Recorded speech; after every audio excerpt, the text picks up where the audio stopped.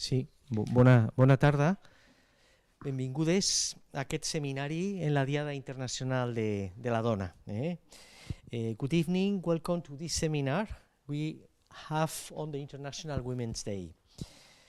Cuando Álvaro Martínez y yo programamos el pasado mayo el ciclo de seminarios vulnerables, compasión y curas de enfermería en la historia del humanitarismo, organizado por la Sociedad Catalana de Historia de la Ciencia y la Técnica, la institución Milei Fontanals del CSIC en Barcelona y con la colaboración de la Residencia de Investigadores, decidimos celebrarlo este mes de marzo y hacer coincidir la primera sesión con el Día Internacional de la Mujer.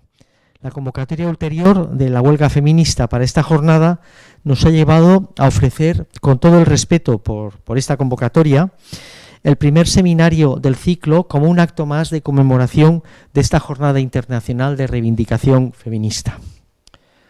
Como ya indicamos en la presentación del ciclo, nuestro acercamiento se aleja de estereotipos propios de una historiografía tradicional sobre el pasado de la enfermería y hemos pretendido combinar la historia de la compasión con el crucial papel desempeñado por las mujeres en las misiones humanitarias de emergencia, ligadas o no a circunstancias bélicas. Los tres seminarios ilustran los casos de otras tantas mujeres que protagonizaron destacadas intervenciones humanitarias. Nuestro foco de atención va más allá de su formación académica y carreras profesionales. Hemos querido focalizarnos en sus prácticas compasivas y el ethos que las impulsaba, como también en el conocimiento que acumularon y compartieron como consecuencia de su acción humanitaria y en concreto las curas de enfermería. Abrimos el ciclo con la intervención de la doctora Rebecca Gill, profesora de la Universidad de Huddersfield. Ella se doctoró en el año 2005 con una tesis sobre los orígenes de las organizaciones humanitarias británicas y sus intervenciones en conflictos a partir de la guerra franco-prusiana en los años 70 del siglo XIX en adelante. Sus investigaciones se centran en el campo de la historia de los siglos XIX y XX, con particular atención a las relaciones entre la guerra contemporánea, la ayuda humanitaria y el imperialismo. Es autora de la monografía Calculating Compassion, British Relief in War, 1914,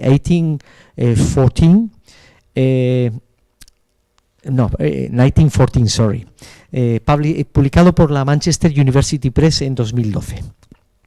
En su exposición de hoy nos presentará un aspecto de sus investigaciones más recientes sobre la organización Save the Children Fund, fundada en Gran Bretaña en 1919.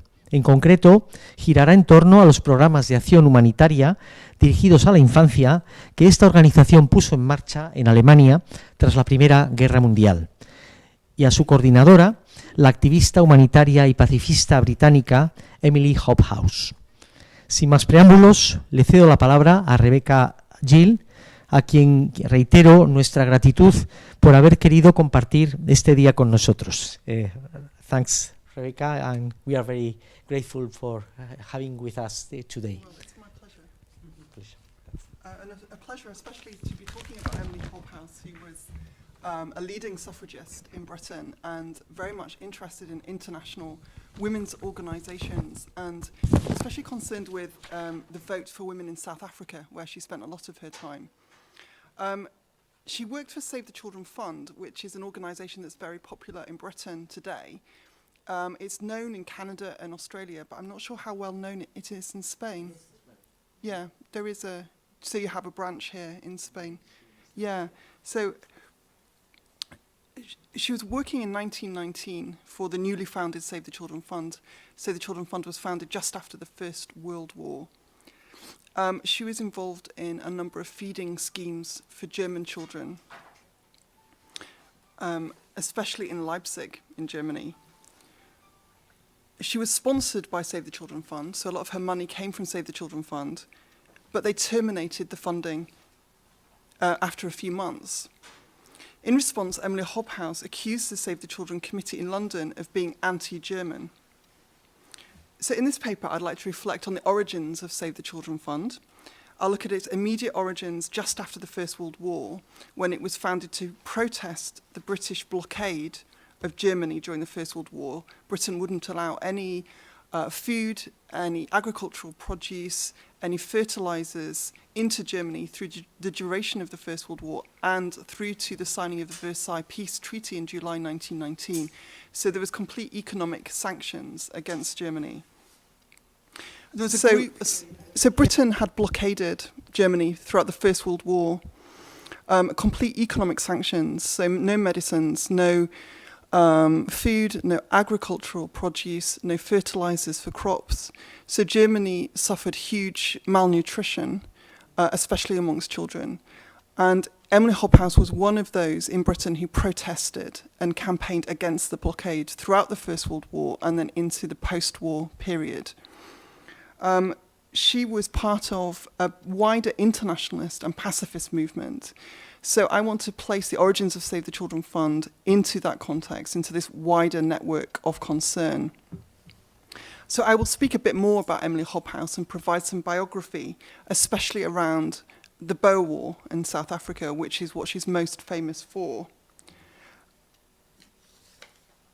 And I'll also look in some detail at the feeding schemes in Germany after the First World War, as well as the arrangements for financing these, and Hobhouse's ongoing support from South Africa. I'll then consider Emily Hobhouse's accusation that Save the Children Fund was anti-German and place this within the context of the expansion of Save the Children Fund in terms of its financial resources and also its growing international remit. And I'll look at the balance between its initial remit of wanting to reconcile with former enemy nations and its changing remit of wanting to save all children in need throughout the world. I've had access to Emily Hobhouse's private papers, which have just been given to the University of Oxford and have just been catalogued. And using these papers, we get a new perspective on the origins of Save the Children Fund, which isn't the story that's told in their official histories or any of the more recent histories that have been done by academic historians. So perhaps I could reflect on the origins of Save the Children Fund and especially the origin story that is told by the organisation itself. This is a quote from their website, and their website very much tells the story of the foundations in terms of the story of the biography of one woman, and this is Eglantine Jebb. Eglantine Jebb is often given the status as the founder of Save the Children Fund. In fact, that's not true, and it's her sister, Dorothy Buxton, who was the founder of Save the Children Fund, who invited Eglantine Jebb in to do some work alongside her. I think it's quite interesting that that story about Eglantine Jebb as the saintly founder has taken root. And in part, that's the way in which the archive itself has been curated and bestowed to the University of Birmingham. So the Save the Children archive was given to the University of Birmingham maybe about 5 years ago. And it is obvious that the organisation, probably quite a long time ago, probably when Dorothy Buxton was still alive, the organisation itself has had a hand in going through the papers and taking out the story that it doesn't want to be told. So it's very carefully curated. One of the reasons might be because Dorothy Buxton was known to be political. She was a member of the Independent Labour Party in Britain, and maybe she didn't want those political concerns to tarnish the story of this neutral organisation. But also it may be because Dorothy Buxton herself fell out with the committee. So Dorothy Buxton herself moves away from Save the Children Fund after a few months, and that's also part of this story. But the way in which the origins of Save the Children Fund have been told is very much the way in which the organisation today wishes to communicate its values. So it's a very useful past because it talks about innate compassion, it talks about the spontaneity of responding to others in need. And it is a very useful way of communicating Save the Children Fund's remit to aid all children. It's a story of an enlightened consciousness.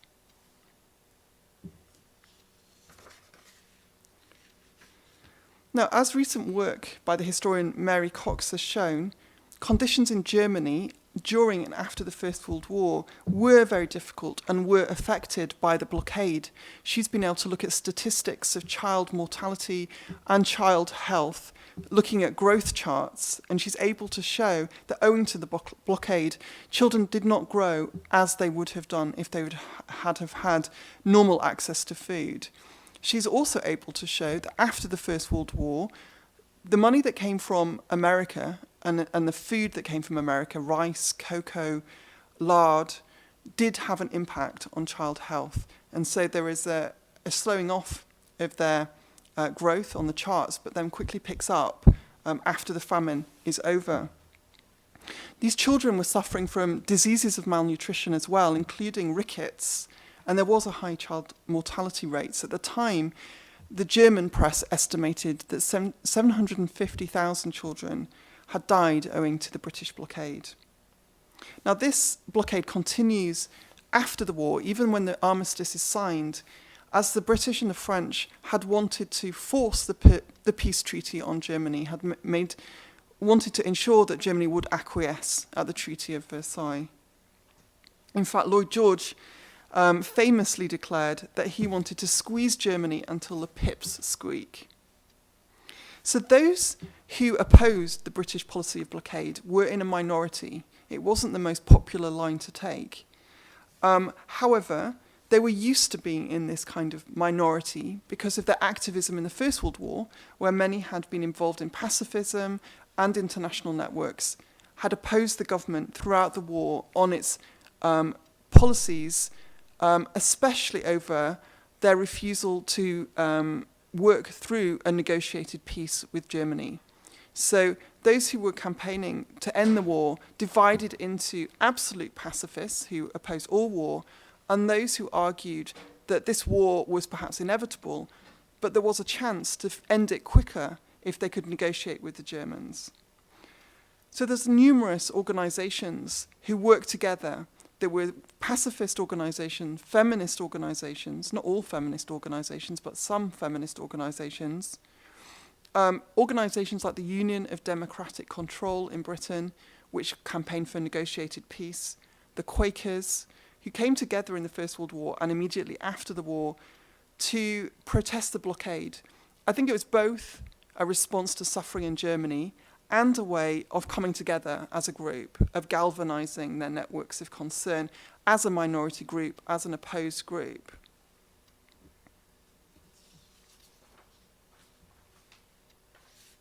Emily Hobhouse was one of those women who were part of these circles. She was a feminist.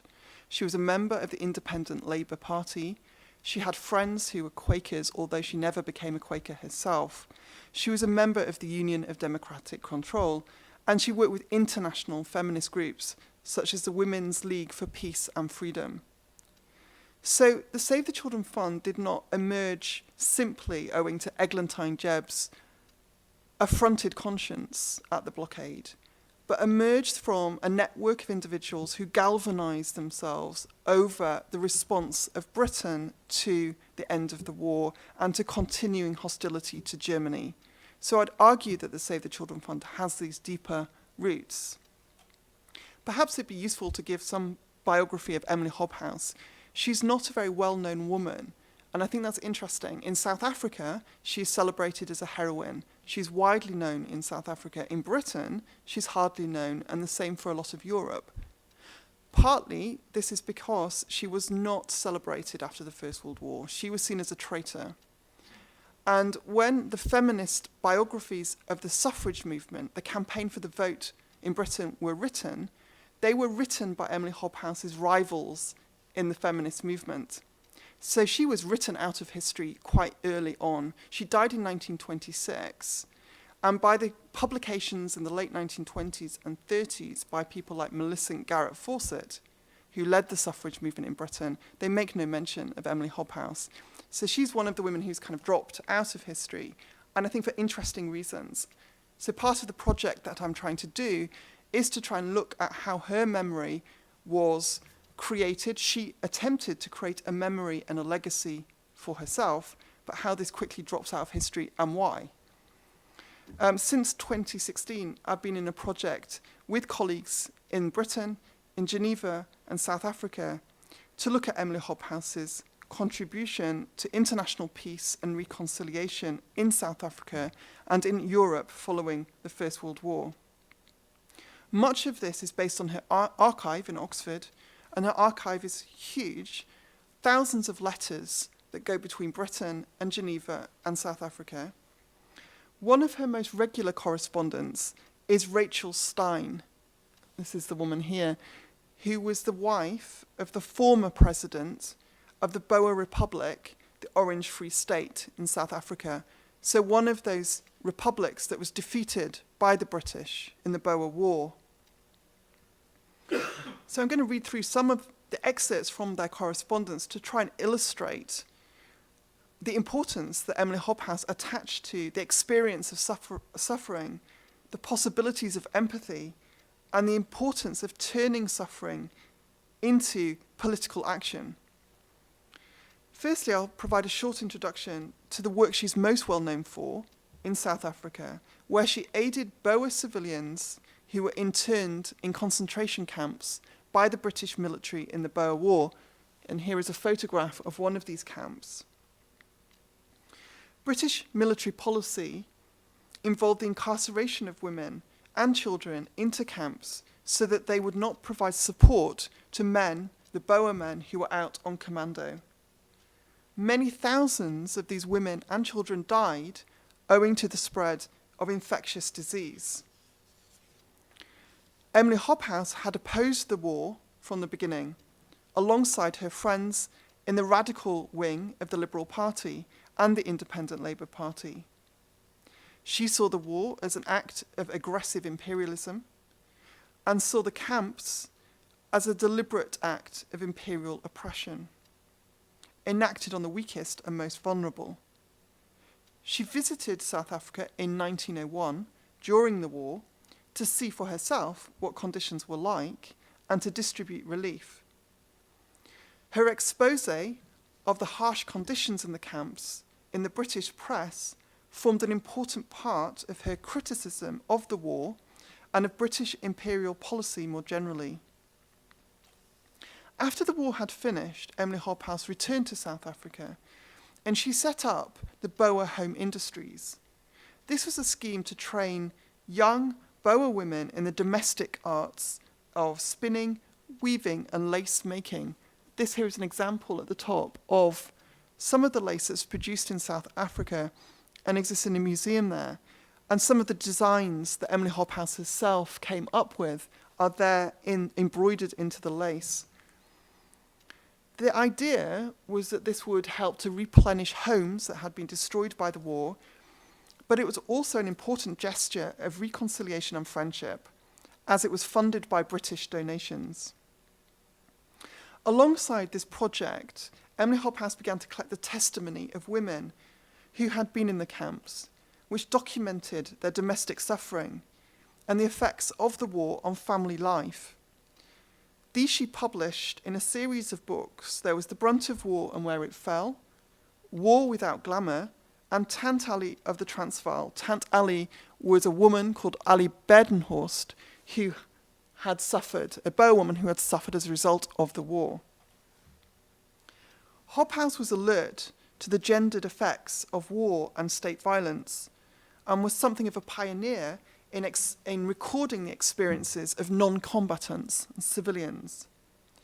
She was notable for her emphasis on the importance of understanding the experience of the enemy civilian and as the possibility of this empathy as a grounds for reconciliation. Hobhouse believed strongly that comprehension of another person's suffering would bring shared recognition of humanity. This would be both felt personal emotion, but also a platform for political projects of arbitration and reconciliation.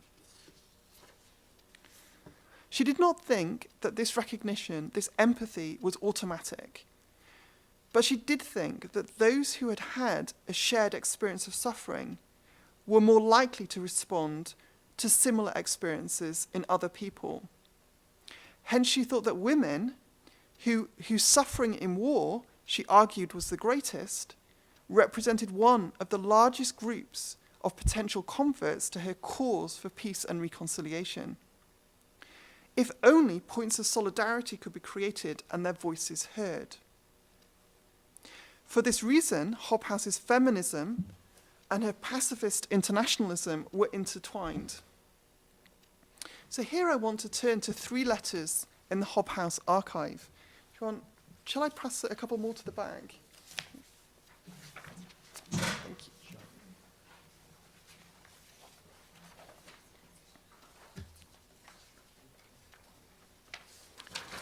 So I have selected here, yes, of course, 3 letters between Emily Hobhouse and various correspondents. The first one is from Emily Hobhouse to Isabel Stein, and it's dated 1911. It relates to her suffrage activism, and particularly her campaign for the vote for women in South Africa. At this point, she's in Italy. She has left South Africa. She'd gone to London in 1909. She was part of the international suffrage movement in London, but had then moved to Italy for her health. So a number of things strike me about this letter, and I will read a few excerpts as prompts to reflection. I've numbered the excerpts in the text, just so you could find them and perhaps follow it. The first one is here. She says, "A year and a half seems long for an active person to be ill, but such periods of suspended energy, when one is laid aside and useless, provide leisure for dwelling upon past phases of life. Thus often I have lived again through that dark moment to which you refer, when I first came to know you all and witnessed your unrivaled endurance." This reflection on her memories of dark moments is quite typical. Her enforced idleness, as she was ill in bed, allows her to dwell upon her memories of South Africa and the women of the Orange Free State and the former Transvaal Boer Republic, and their shared experience of the South African War. Her suffering in her illness evoked her memories of the suffering of South African women, an unspoken sense that she had greater insight into their suffering and endurance, this empathetic leap of imagination. Here she shifts gears emotionally across this letter. It's very subtle, very artful. So from this intimation of shared suffering, she's able to build an argument for the vote, for suffrage activism, for women in South Africa. The second excerpt from this letter, here, on the second page, she says, "It was my privilege to share with you one of those supreme moments which test character and strike deeply into the heart and mind, ever to be effaced. We do not think of it now, but it is always there, a great formative fact in our lives which, as you say, has bound us in one." So here, Hobhouse is reassuring her readers that she is one of them, not an outsider lecturing them, but has a solidarity of experience. She has an organic expression of shared experience. She had intended that Mrs. Stein would receive this letter and read it out loud to suffrage groups in South Africa. So in the next extract, Hobhouse makes it explicit to these women that they should mobilize politically. So if you turn the page, extract 3, she says, "I look forward to that better day, and it is my hope that you, the women of the Free State, who have proved yourselves able to endure all things, even to the end, will not shrink from taking up the burden of political responsibility, which we women in every country of the world see more and more clearly it is our duty to do. To me, it seems that such an outcome would be the best fruit you could hope to reap from the long-drawn suffering of the past. You have shown that you can suffer, shown also that you can weigh and judge and act in the complicated task of building up a new nation." So Emily Hobhouse's acknowledgement of suffering in South Africa, that these women had suffered, was highly tactical. She's offering a common platform of solidarity and understanding that also keyed into their own history and their own language. There would have been no point talking about rights and responsibilities in a political sense, because the question of rights in South Africa was so contentious. There had been debates over rights for whites in South Africa, which had excluded blacks.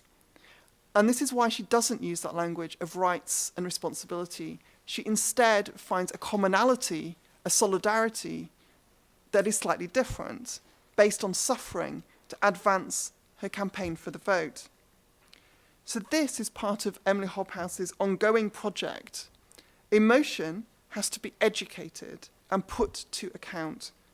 Suffering offers a point of connection if the leap of imagination has been made possible. There is a need to harness and direct empathy out of individual suffering. If I could turn now to the second letter.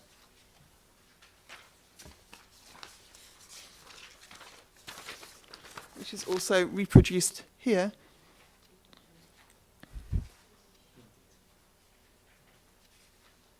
So this is a printed letter that Emily Hobhouse wrote in 1914, at Christmas 1914, as the First World War had started in August 1914. This letter was addressed to women throughout Europe. I think it's interesting she uses a letter rather than an article in a newspaper, and I think this is because a letter seems more from the heart. She constitutes her readers as a collective. She collapses their difference between women of different nations. As we saw in the last letter, Hobhouse is adept at mobilizing a common cause, of speaking of the we, of crafting fellowship with her readership based on a nominal collective experience of suffering. The importance here, again, is of first-hand experience.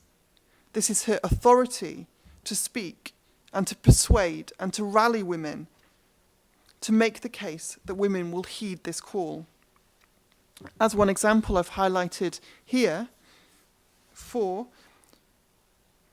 fellow women, can the mother hearts of Europe turn heedless from this cry?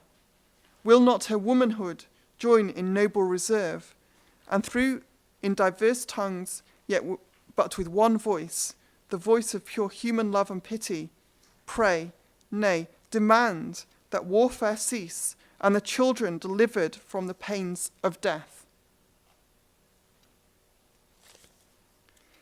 This letter is highly rhetorical, very crafted in its language, a rhythm of call and response.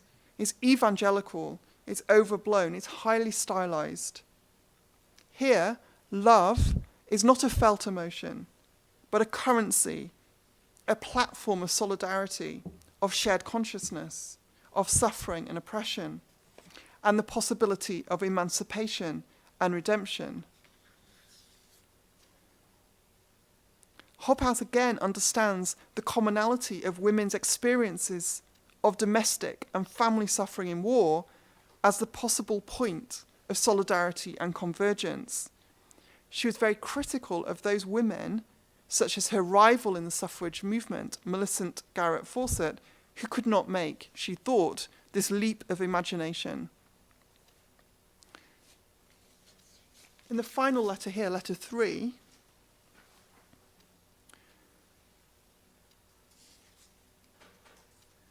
this letter is written in February 1923. This is towards the end of Hobhouse's life when she was ill again. She spent a lot of time alone, a lot of time in bed, writing to her friend Mrs. Stein. And as she was doing so, she began to write a memoir, an autobiography of her experiences.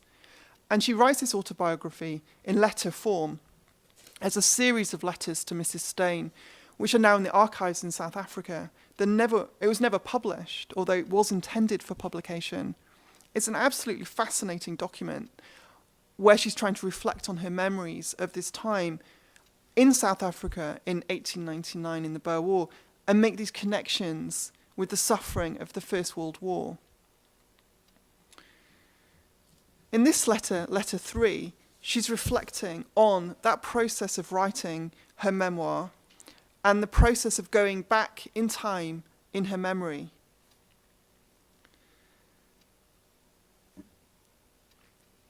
She also hoped that this memoir would provide a documentary history of the South African War, that it would be in every South African home and school as an authentic account of the experience of that time. She really hoped that Boer women, especially women, the civilians who she felt suffered the most, would read this document and feel empowered and emancipated through their suffering. As I say, this memoir was never published. So, in 1923, she had experienced the suffering of the South African War. She'd also experienced the suffering of the First World War and her relief work in post-war Germany in Leipzig. She meditates on the process of grappling with the past and how to make sense of the letters of a whole lifetime. She writes of the stern discipline of immense suffering. She thinks it's only through the endurance of her suffering that she can process and turn to purpose, that she can contemplate on her life's work and her contribution. She says here in point 5, have you any conception how harrowing it is to wade through all the records of a lifetime? Then she says at the bottom, but believe me, I could not have done the work I did had I not undergone the stern discipline of immense suffering. She actually goes through this process again of living through her experiences to such an extent that she feels her mental suffering becomes her physical suffering. She understands her own illness at the end of her life as being her heart failing under the weight of suffering. She says here, point 6, this it is which has tried my feeble heart sadly during these recent weeks, this vivid recalling of the past to which time had given decent and gentle burial. We don't know, but we think that the collapse of her personal life, she had a failed engagement, and a loss of her financial investments, her personal finances, and her humiliation over that, is here converted into being receptive to other people's suffering. Her own personal suffering is again turned to account. Her quality of mercy, as she would see it, her sensibility of refined emotion and empathy is what qualifies her for the role of intermediary in her work of peace and reconciliation.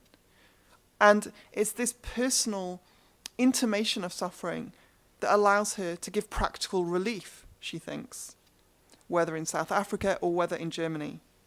So this is an educated, emotional sensibility, not overtly sentimental, not coldly calculating. Hobhouse frequently referred to herself as a bridge.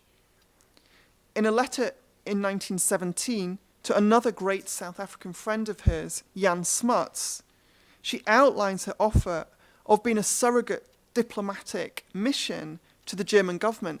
She believed she could speak for Britain and go to Germany and try and force a reconciled peace on her own. And bizarrely, she takes herself to Berlin to try and do this. She says to Jan Smuts, my mission is to draw together the broken threads as only one known by both sides can do, and place them in official hands to weave together the web of peace. Hobhouse believed that her peace work and her humanitarian work was as much about spiritual and emotional connection and friendship as it was about material relief. Later in this same letter, she makes reference to her friend Mrs. Steyn and Mrs. Steyn's support for the post-First World War relief in Leipzig. She says, It is satisfactory that you got in touch with so many Germans who can give you first-hand news. The suffering is incredible. A pound of coffee costs 30,000 marks. This then brings me to the feeding schemes in Germany in the First World War and Emily Hobhouse's involvement in Save the Children Fund. This image is from a scrapbook in Emily Hobhouse's archive in Oxford, and these are pictures of the German school children being fed by Emily Hobhouse's feeding scheme. Through her letters to Mrs. Stein and her other friends, we can see a new perspective on the early days of Save the Children Fund that is not told in official histories.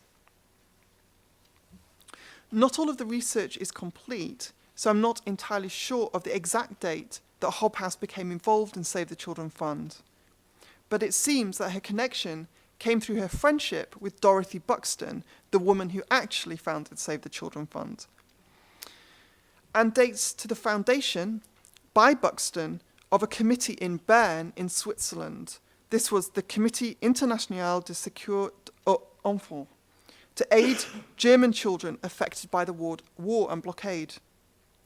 So the impetus behind this Swiss committee seems to have been that Dorothy Buxton had spent time herself in Germany and had seen the suffering caused by the blockade amongst German children. Prior to her involvement in Leipzig, Hobhouse had founded two other schemes at the end of the First World War. One of them the Russian Babies Fund, and the other the Fund to Aid Swiss Relief for Starving Children.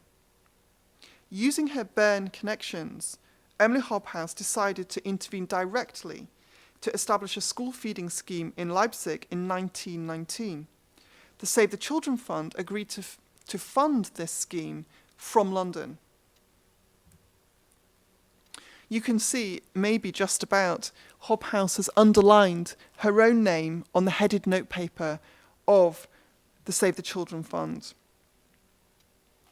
The idea was the children would receive a hot meal at lunchtime containing optimal number of calories.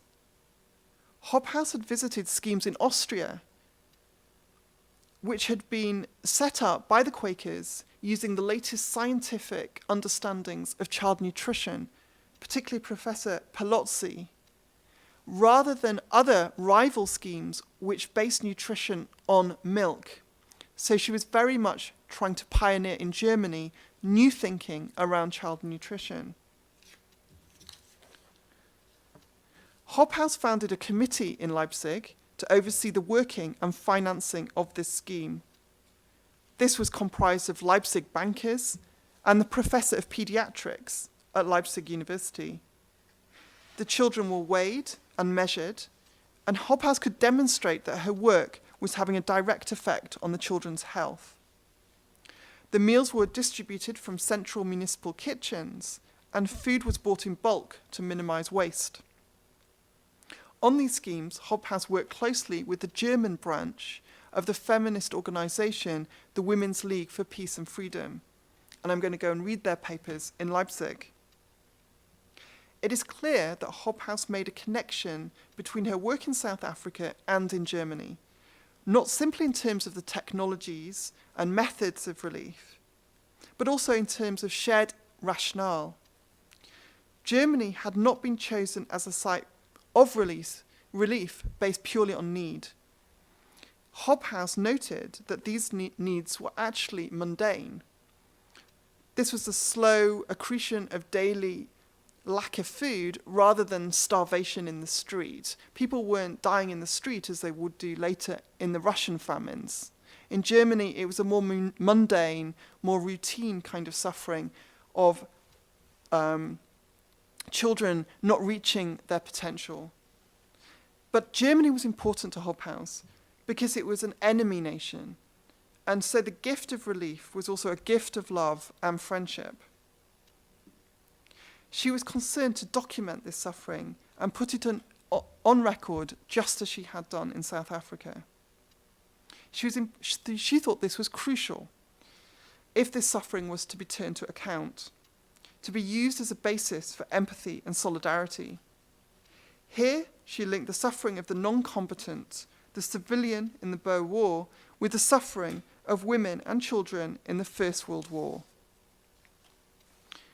We see this in her introduction to the Afrikaans edition, to The Brunt of the War. So The Brunt of the War was her reflections on the war in South Africa, first published 1903, which is then translated for the South African audience in 1923 and given a new preface written in English. So Hobhouse is able to make these connections here between the First World War and the South African War. And this is a quote from her preface. And now that 20 years have passed since this book was written, recent bitter experiences enable us to turn with new knowledge upon old events. Since the Anglo-Boer War stirred our hearts, war has followed war in weary succession, carrying ruin to millions and bringing no solution to justify their crime against humanity. The burial of the unknown warrior was one of the spectacular events. Neither in Washington or in any other of the nations which practice this burial has one heard of similar honour offered to an unknown civilian, woman or child. Yet the vast numbers of their slain and their silent, unsung heroism has equalled that of any army. It would seem as if South Africa, in erecting a monument to her women and children in 1913, is the only country that hitherto so honoured her civilian martyrs to the war god. By the beginning of 1920, relations between Emily Hobhouse and the Save the Children Fund had gone bad. She maintained her relationship with Dorothy Buxton, and it is through letters between Emily Hobhouse and Dorothy Buxton that we can reconstruct the basis of this falling out. While she was in Leipzig, Hobhouse had received news from the Save the Children Fund in London that they were unwilling to renew her grant in support of the school feeding scheme. For Hobhouse, this was personally quite devastating because she had paid from her own pocket with her own private money in anticipation she would be refunded by Save the Children Fund. It was at this point that Emily Hobhouse accused the Save the Children Fund of being anti-German and of Save the Children funds to Germany being absurdly low. For Hobhouse, and I think also for Dorothy Buxton, who withdrew from work for Save the Children herself, it appears that the Save the Children Fund had departed from its foundational commitment to expose the injustices of British policy and to ameliorate the worst effects and provide reconciliation with former enemies. For the rest of her life, Dorothy Buxton would direct her energies at Germany, both looking at the Versailles Peace Treaty and the effects of the peace terms, but also later with the rise of fascism and the refugees from Germany. So did the Save the Children Fund become anti-German? It's certainly true that Germany received less money from Save the Children Fund than Armenia or Austria. And Hobhouse's allegation that Germany was at a disadvantage appears to be correct. Furthermore, from 1921, the word Germany disappears from Save the Children Fund publicity and fundraising material. It used the phrase Central Europe when communicating Save the Children Fund ideals and operations to the public. So why is this? So initially, Save the Children Fund had been a London-based committee, but like many humanitarian organisations founded over a single issue, it had a what next moment and decided to expand its initial purpose to the protection of all children in need through the building up of an international federation of Save the Children Fund affiliates. It was decided to establish an international Save the Children Fund committee in Geneva, which becomes known as the International Union, and this would absorb the Child Welfare Committee founded by Dorothy Buxton in Bern and would be affiliated with the London Committee. It would also operate under the patronage of the International Committee of the Red Cross. And Suzanne Ferrier of the International Committee of the Red Cross and Eglantine Jebb worked very closely on this. The committee in Bern, in the German-speaking cantons of Switzerland, had made its special purpose to relieve want in Germany and Austria. Members of the original Bern Committee felt sidelined by the International Union, which they felt to be pro-French in terms of the Versailles Peace Treaty and the settlement. Certainly, these were accusations made by the former members of the Bern Committee in their correspondence with Hobhouse. And it is, in this sense, possible to make sense of Hobhouse's accusation that the Save the Children Fund was anti-German. As one member of the Bern Committee, a Dr. Schweitzer, wrote, "Geneva always smells something suspicious as soon as we Swiss from German Switzerland do anything." Whether or not the new Save the Children Fund International Committee was anti-German in terms of its relief work is less clear. What does seem evident is that the new Save the Children Fund International Union in Geneva understood itself to be and portrayed itself as a children's wing or children's department of the International Committee of the Red Cross, in the sense that it proclaimed its role as protecting all children, irrespective of race, nation, or creed, and that its role combined not just relief, but also guardianship of protocols and international law concerning each nation's responsibility to adhere to child welfare standards. This, in 1924, became known as the rights of the child. The universality of the child was now proclaimed. International collaboration was crucial, and the money for this work was coming from the former Allied countries, especially America, France, Britain. So any claim that the German enemy child was a special case, deserving additional attention, irrespective of the severity of need, in order to reconcile with the former nation, enemy nation, in friendship, did not sit well with notions of neutrality and impartiality so conceived. It risked alienating particular national branches, it risked the organization's claim to internationality, and it risked the donations, the monetary donations from the public. So I think it's not so clear that the committee members of the new Save the Children Fund International Union were anti-German. Rather, they were adherents to the strict impartiality of the International Committee of the Red Cross. It is difficult to tell, and certainly they wouldn't be the first to hide a political agenda behind the neutrality of the Red Cross.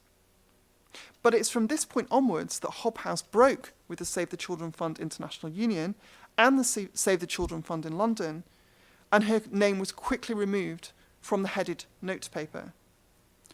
So Hobhouse now was in a difficult situation. She was running the scheme in Leipzig but had no money and had actually spent her own private income. So at this point, Emily Hobhouse appeals back to South Africa and to Mrs. Stein, and the German feeding scheme in Leipzig was funded by Boer women, of the nationalist Boer women in South Africa. So to conclude, I think that the Emily Hobhouse archive, her letters, have opened a new perspective on the history of the Save the Children Fund and its origins. I think it's useful to look at the origin stories told by humanitarian organizations and how they put these into service, a usable past for the communication of their values. It's also very interesting to compare this with other commemorative activity from the time, which has been marginalized.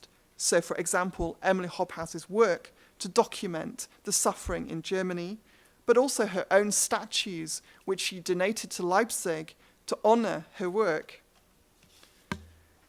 The disputes at the foundation of Save the Children Fund exemplify the different internationalisms at play at this juncture within the humanitarian sector. it highlights the very specific kind of internationalism privileged by the International Committee of the Red Cross and the Save the Children International Union, and this came to dominate the period between the First World War and the Second World War. It also shows some of the successes of this kind of internationalism: international protocols, profile raising, fundraising, and international aid. But also, later, some of the failures. Save the Children Fund International Union and the International Committee of the Red Cross decide not to speak out over Nazi crimes against civilians in the late 1930s and Second World War, partly because they did not want to alienate their sister branch in Germany. Hobhouse's involvement demonstrates something of the emotional labour of relief work and the importance and meaning of empathy as both felt emotion and a point of political solidarity. This was not vague idealism, but very highly situated action. These different agendas, these different internationalisms, explain something of the proliferation of relief agencies, perhaps. This is often seen as a negative thing, that relief agencies are in competition. But it is also creative and generative. This criticism and debate is important. This mixed economy of humanitarian action and activism had to sit side by side.